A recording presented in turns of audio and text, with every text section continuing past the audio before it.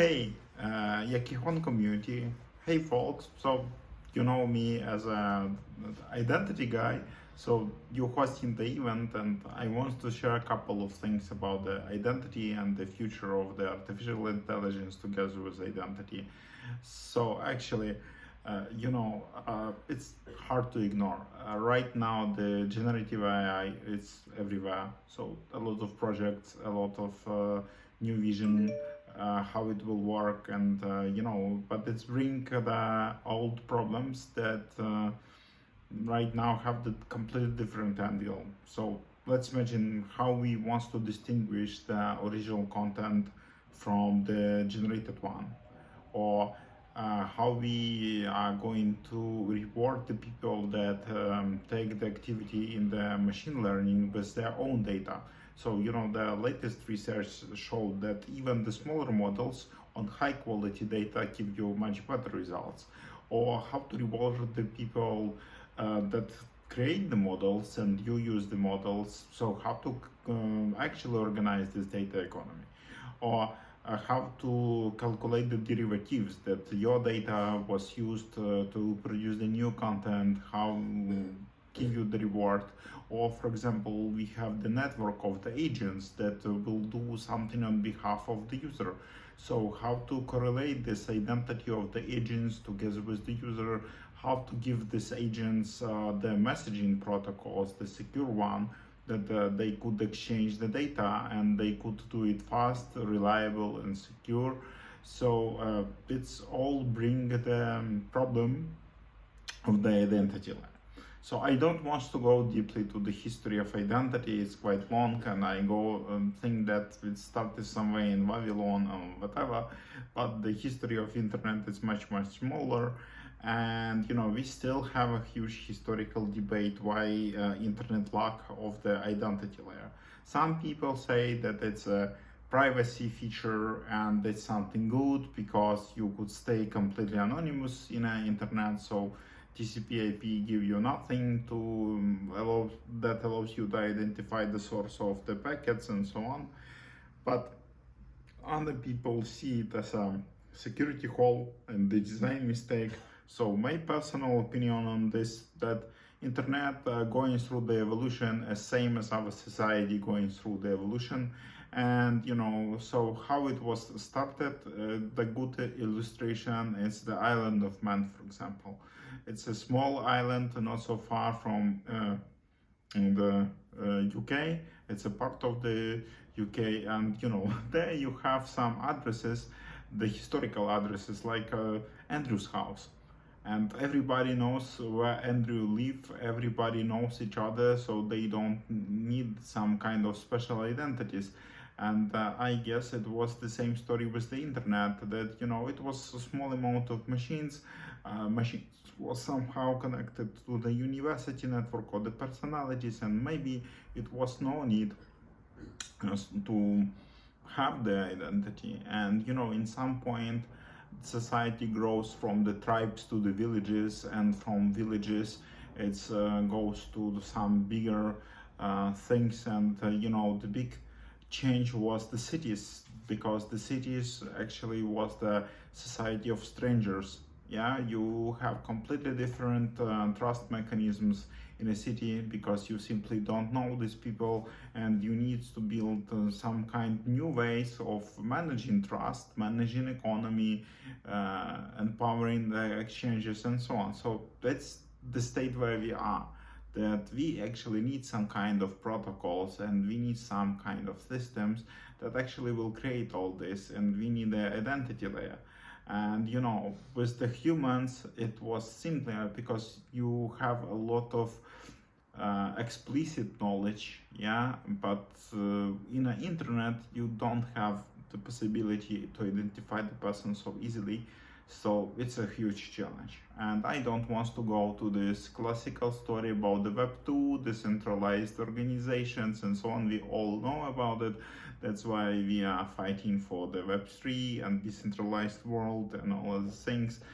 So somehow the blockchains was the new hope of the identity, and the paper of the Bitcoin design, that you have the decentralized network, cryptographically based identities that based on the symmetric keys and the signatures and so on, was the revolution. And even in some point, Vitalik Buterin with the programmable smart contracts pushed these capabilities even more. But the problem of the blockchain as identity providers have a lot of challenges, and we have these elephants in the room.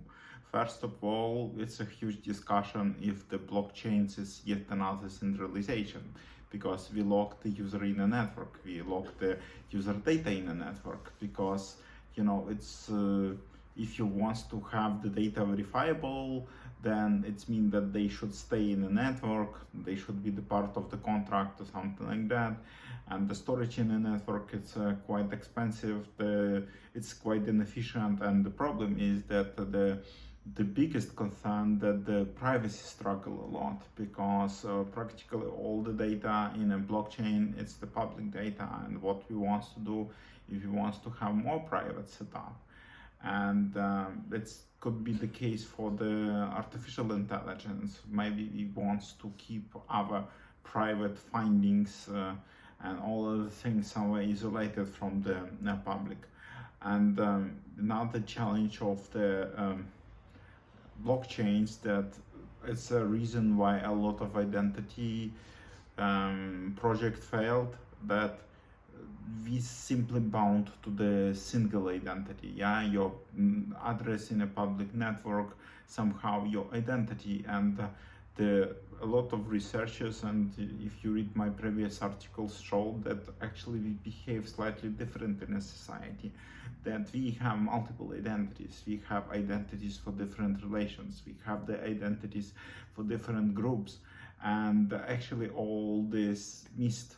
But more interesting thing that your identity is more about your behavior, your identity is more about your data points. So maybe you want to build the identity systems that will have this pseudo-anonymous data or pseudo-anonymous relations, or even more interesting, that maybe you want to have some kind of identity that allows to couple you with some data points. So you don't need to disclose any kind of information about yourself. You need the proof that you owner of the data. For example, if you're using the Nostr and the Yaki Horn, so your actually messages and your long reads actually signed by you. So it means that somehow you have the proof that it's your data. But we could go further, that maybe you want to have the multiple identities for the multiple type of content and the interaction and so on. And actually for this we need the pseudo-anonymous identifiers, and we need to have the possibility sometime to flip a coin and to turn the data to identity. So, for example, I go to my agent and I give to my agent some kind of proof that this agent could work on behalf of me. So, in a self-sovereign identity, it's reached by the VCs. So, it's some kind of end verifiable signed data that understandable to the human and machines. So, we came to the point where we have quite good match of the self-sovereign identity and artificial intelligence, because with the self-sovereign identity we actually have a possibility to have the pseudo-anonymous identifiers. We could create these identifiers relatively free. We don't have the limitation of blockchains of the amount of transactions. Our identities could be completely autonomous, so it means that it's doesn't require any third-party systems to do the job. And actually the most important thing, that it's create the data-oriented identity, that you could have some fraction of the data that will act as an identity. For example, if you go to the cinema, you buy the ticket, So your ticket actually it's the identity, and we could model this kind of relations with the self-sovereign identity. And when you have the attributed and our authentic data, we solve the problem of actually rewarding you for this data. Yeah, so you could sell your data and we will know who you are and to whom we should pay. And it's a quite cool one. And if we get in back to the communication of the agents and secure communication channels in a self-sovereign identity, we have the concept of the DITCOM and communication between the DADs. And it could be the solution for the agent communication, that it's secured, and most important that it's peer-to-peer. You don't need to maintain the global state like in a blockchains. You don't need to spend the huge resources. You could have the small agents that limited in memory and keep this data. And most important that with the self-sovereign identity you get the privacy, because you could keep your data on your side and you could disclose only the portion of the data, or maybe you don't even disclose the portion of the data, but you give the zero knowledge proof that you have the data that satisfies some questions. So I see the huge match between the self-sovereign identity and the future of the artificial intelligence, especially in the space of the agents and the data economy. So follow my articles, follow my YouTube channel. Actually, I will put this video on the YouTube, and see you next time.